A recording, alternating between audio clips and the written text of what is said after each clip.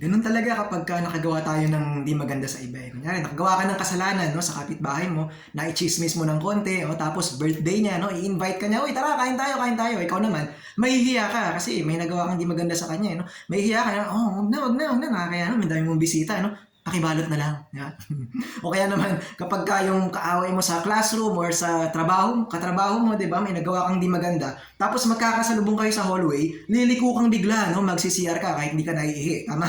Yan, ganun kasi kapag ka nakagawa talaga tayo ng di maganda sa iba. But it's very different story kapag ka parent and children relationship. No? Pansinin po natin, kapag ka sa magulang mo, nakagawa ka ng kasalanan, no, sa mga bata or binata, dalaga, no, kahit makagawa ka ng kasalanan, paglapit mo, papatawarin ka. No? Nag-guidance counselor ka, nagnakaw ka, no? Pag-uwi mo, papagalitan ka, pero kinabukasan, may allowance ka. Okay? Nagkagulo kayo ng tropa, nadamay ka, no? Pag-uwi mo, papagalitan ka, no? Pero sa birthday mo, may handaan ang bisita, tropa. Okay? Tayo namang mga magulang po, sa mga magulang, taas ang kamay. Alright? Sa mga nanggugulang lang, itaas mo na din. Okay? Tayo pong mga magulang, tayong handang magpatawad sa mga anak natin. No?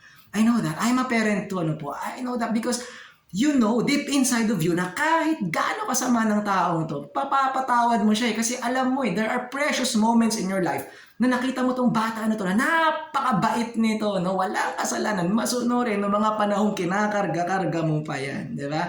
Nakarga-karga mo, ang ganda-ganda ng anak ko, ang gaching, ang cute-cute, no? Kahit ngayon nakakatakute na, pero love mo pa din.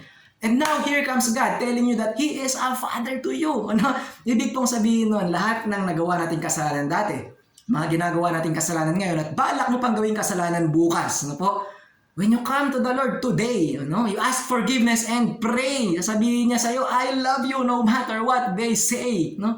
Mamahalin ka niya at babaguhin ka niya habang kinikilala mo siya. Okay? God bless you all. Thank you.